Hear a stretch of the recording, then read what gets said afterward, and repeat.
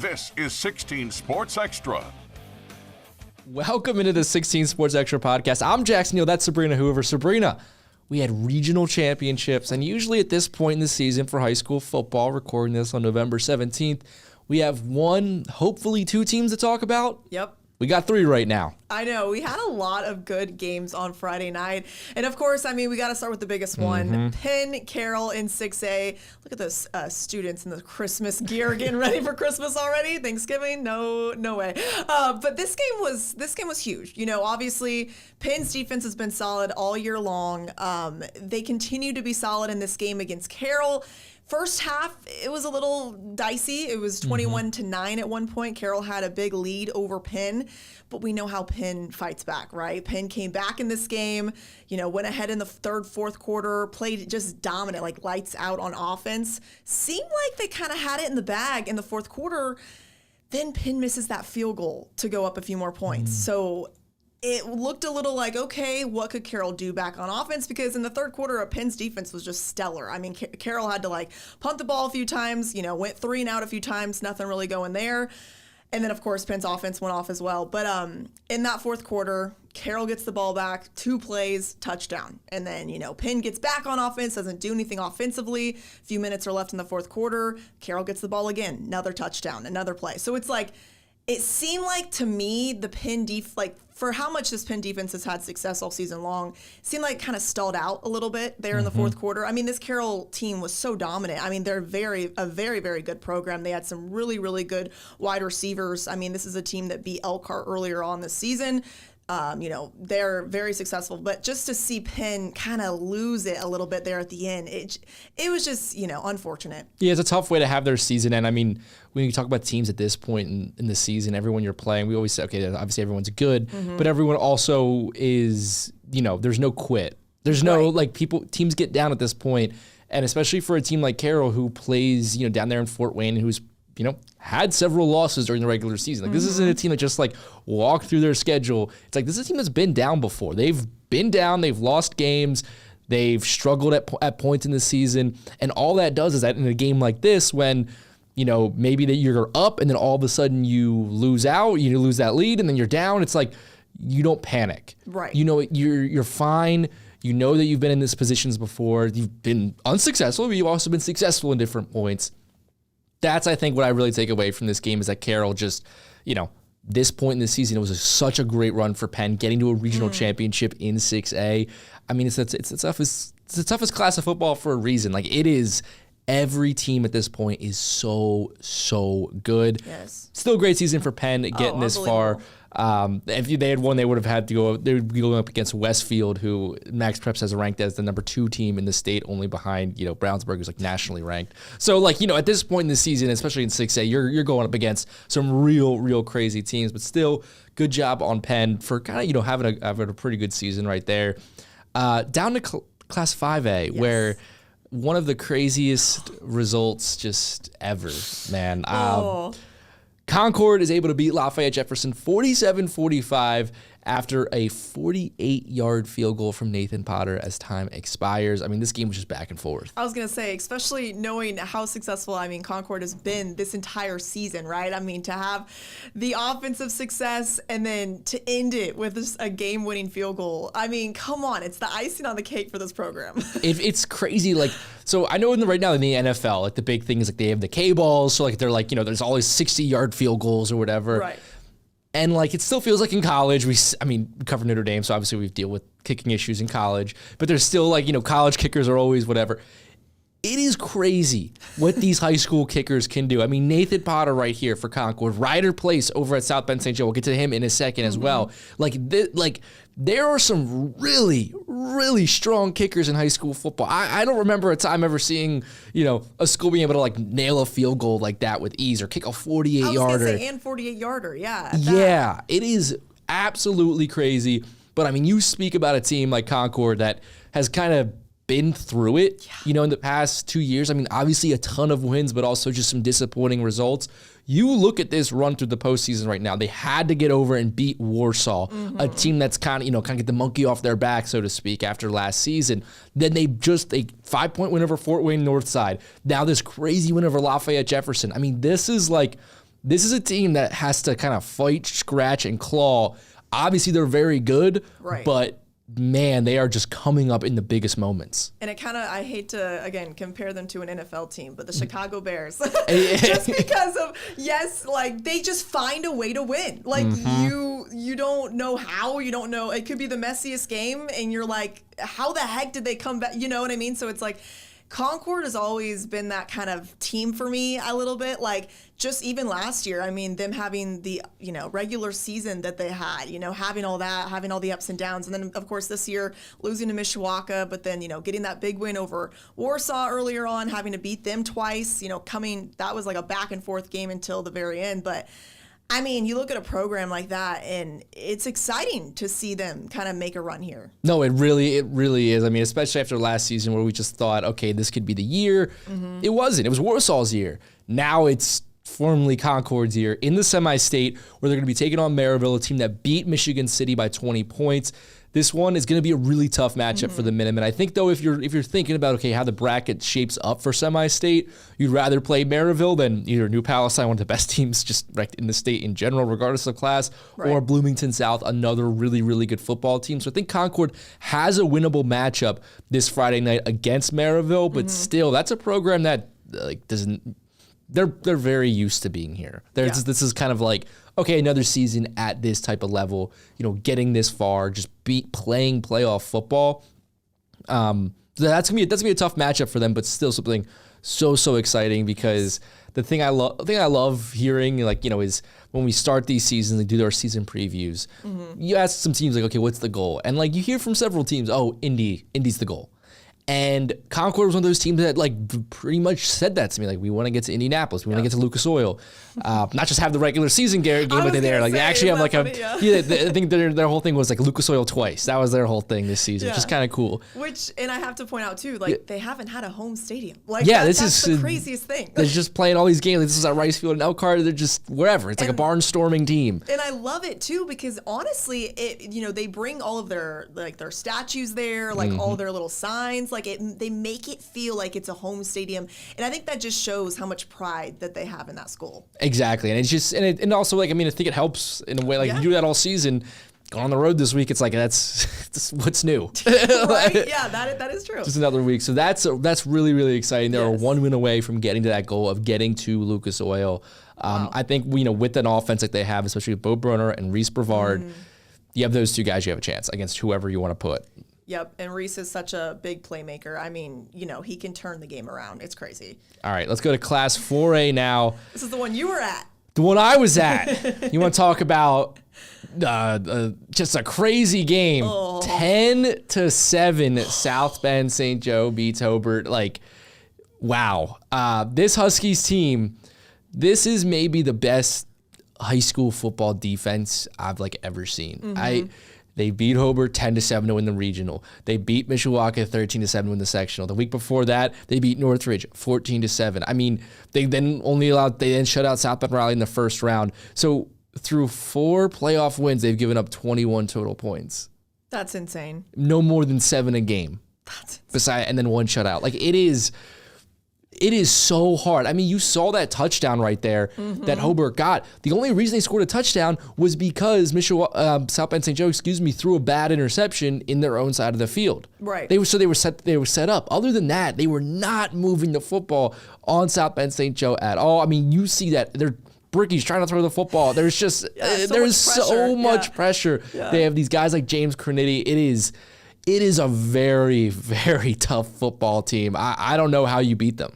And I like that you said that about Hobart, being so successful because when they came out, because I went to that game pregame, I was like, these kids are huge. You just look at the size and how tall they were. And I was like, not like I was over here being like, man, St. Joe, tall task here. But it kind of is holy crap, to have this level of, size compared to St. Joe. But you talk about the defense. I mean, we've talked about that all year long. And then talking to Ben Downey, this is such a special year. Not only because, of course, he played here.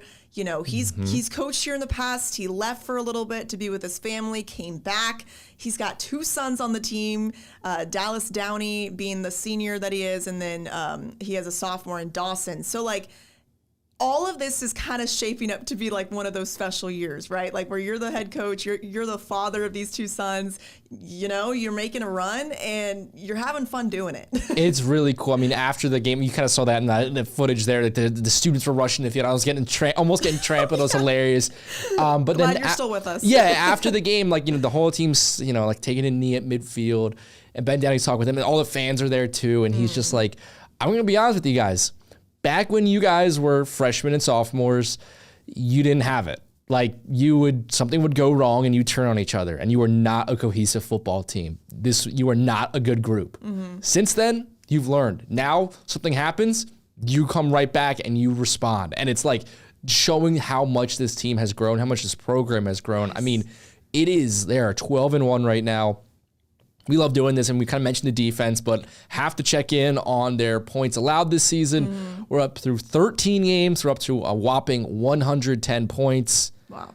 That's less than 10 points a game. I mean, this defense is so, so tough. And now as we're thinking about, okay, what's next for them? Facing off against Bishop Dwenger, this is a really good team. I mean, now we're getting to the point where when you look at the teams left, the teams that they're playing, they're all, ranked in the top 25 or so of like for Indiana, according to sites like Max Preps and things like that, like power ratings. It's tough.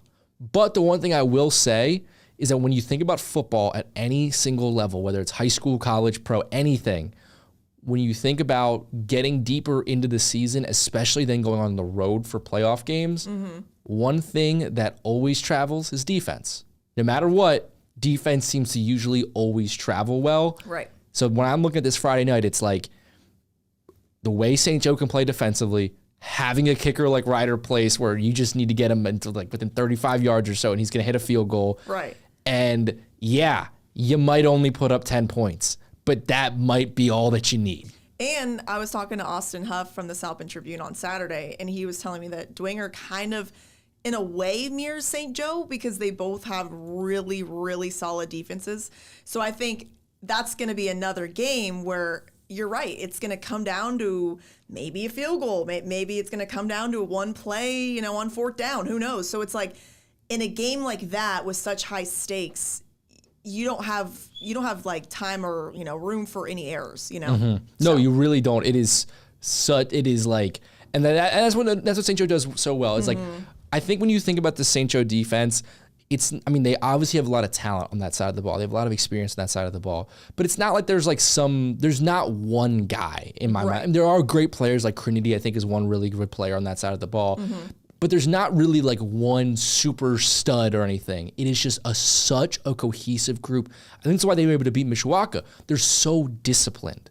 They play so well together that, like, if you're going up against a Mishawaka, the one thing you have to be is super disciplined. You're going up against Hobart. Even if they broke off another, like, one big run, then it's like, next play, they're in the backfield. Yes. Everyone knows their assignment and does their assignment. And at this high school level, when you have a bunch of then seniors and guys who are really, really good, maybe not one superstar, but a lot of really good, all doing their assignments, how do you score against that? No, you're right.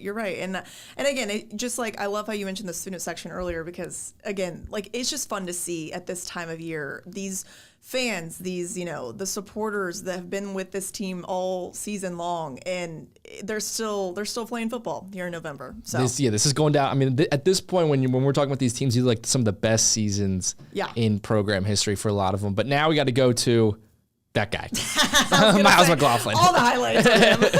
Miles McLaughlin, Class 3A Knox. A little bit scary there. Beat Angola 28-21. I mean, this is a Knox team that all throughout the season, we really haven't seen them tested at all. It seems like every single game we've covered with them or just talked about them, they've been blowing teams out. I mean, if you just look at this season, they've scored 628 points and only given up 232. I mean, that's like almost a plus 400 point differential. When you have that and you're 13-0, obviously these games are not that close, but Angola gave them a really good run for their money. But Miles McLaughlin now has the most rushing touchdowns in a season in high school football history. Not for Indiana. I was going to say, nope. The country. Nationally. That is insane to think about. Again, I know we've talked about him on our podcast multiple times, but to think about him having this success, putting Knox almost just on the map. I mean, we've heard, NBC talk about him, some podcasts, Derrick Henry. It's like they now know where Knox is, and what Knox is about. And people from all over the country, like, they're looking up his stats. They're watching the games. On Friday, there are probably going to be people going to that game just to see Miles. So it's like, it's insane what he has brought to this program. And again, he seems like a humble kid. I feel like he wouldn't even, look at that as being him. But just seeing the success he's had. I know he got an offer from Ball State. Yes. So seeing, that people now are, paying attention, and you got to give him a shot. You got to, even though he's not at a bigger school or whatnot, but he's putting up these insane numbers, Jackson. Like, it's insane. No, and I mean, we're talking about that, so now the previous record was around 68. Yes. So now he broke up the 69th one. He's now up to 71 after he added a couple more. So 70 plus rushing touchdowns in the season. No one's ever done that.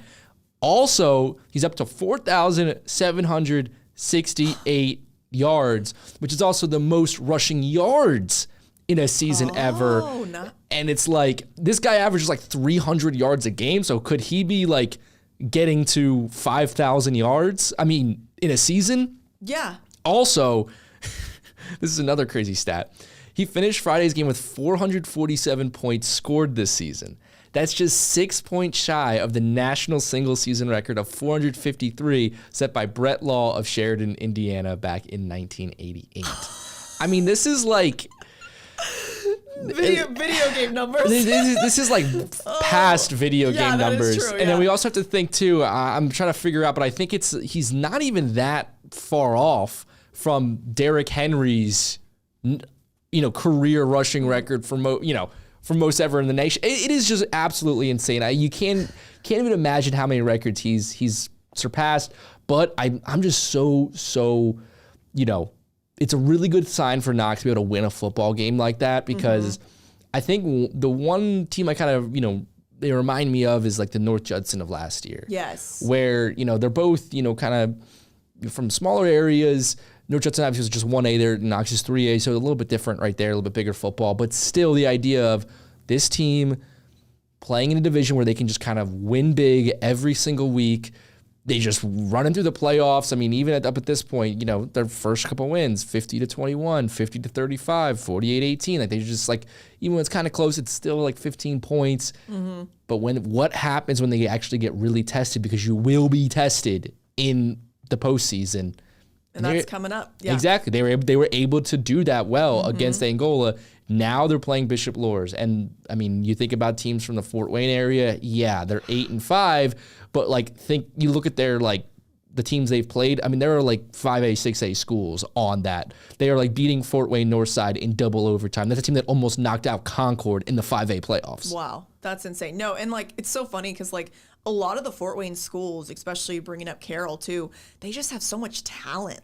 That's what I've noticed since I've been here, living here. It's they're stacked with, great offensive players, great defensive players. So I don't know. It's amazing. Yeah, and then, I mean, you mentioned Carroll. Bishop Luers had to play Carroll this season.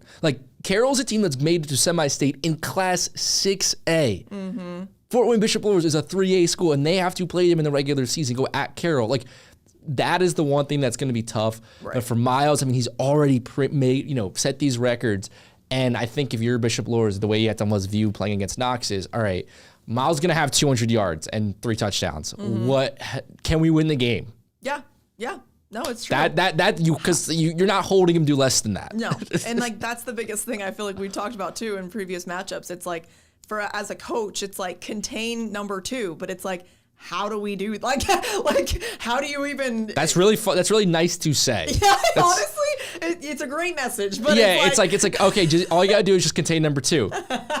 It's simple, not easy. Yeah, not easy. It's stop this kid. Yeah. Problem is, it's really, really hard to stop that kid. Exactly. So I mean, what a great season for them, so far. And then finally, we got LaVille. They lost this one to Pioneer, 34-14. I mean, Pioneer, one of those schools, obviously with the Jack Kaiser history, but also just kind of they're just one of the powers of Class 1A in this state. Yep. LaVille, I mean, such a great run in order to get this far, winning a sectional championship. I mean, these are things that they haven't done since the 80s and getting this far into a season. Really, really good season. They were able to, have Stafford there having a couple big touchdowns. So I just want to shout out the Lancers where didn't end the way they wanted, but I mean, man, getting to regionals for a program that hasn't been there in decades, that's pretty cool. Yeah, and you talk about, their regular season, starting off kind of wishy-washy, and then they end it with some big wins. It's like, and then they go on that run. So, I mean, what a great season for them. They have so much to be proud of. Yeah, I mean, like that, and that's a great point you just made right there. I mean, you said where they started out the season. I mean, they started out this season just 2-5. Yeah. Or 2-4, excuse me. They were started season 2-4. Like, this is a team that just was not running through their schedule. I mean, they beat Triton in week 1. They lose to North Judson in week 2. They beat Central Noble. Then it's like a really close 1-point loss to Bremen. I mean, remember that game? Yeah. A 10-point loss to Tippy Valley. Get blown out by Knox. And it's like, okay, man, this season doesn't look like a good one for LaVille. And then all of a sudden you beat John Glenn. You beat Jimtown in overtime. And then a couple weeks later, you're going on a run to the postseason. So just a really, really kind of cool season for LaVille. I always love to see that when teams at the end of the season kind of turn things around, take those lessons they've learned, beat North Judson, a team that they lost to earlier in the season. They beat them in the postseason. It's like, it's not about how you start, it's about how you finish. And I love how, it kind of adds more confidence going forward, right, for next year. I mean, to see that, you can do it, you can go that far and being like, okay, like we can add on to this, so it's good. So we have 3 teams now remaining, Concord, Knox, and South Bend St. Joe. So a lot of great football to come up this Friday night. We're going to have a bunch of coverage. We're still going to have a lot of the football coverage highlights from all those games. We also have a Notre Dame women's basketball game that night. We're not talking about Notre Dame women's basketball. That is, it's gonna be a long season, folks. I'll have another conversation. Yeah, that's a conversation for another podcast once we're done with the high school football season, because we're gonna have plenty of time to talk about where that team is going or is not going, actually, as it might turn out. But thank you so much for watching this. Remember to tune in on Friday night for all the high school football recap, and then hopefully, Indy. we're talking about some Indianapolis There we stuff go. For the weekend after Thanksgiving. But that's going to do it for this episode of the 16 Sports Extra podcast.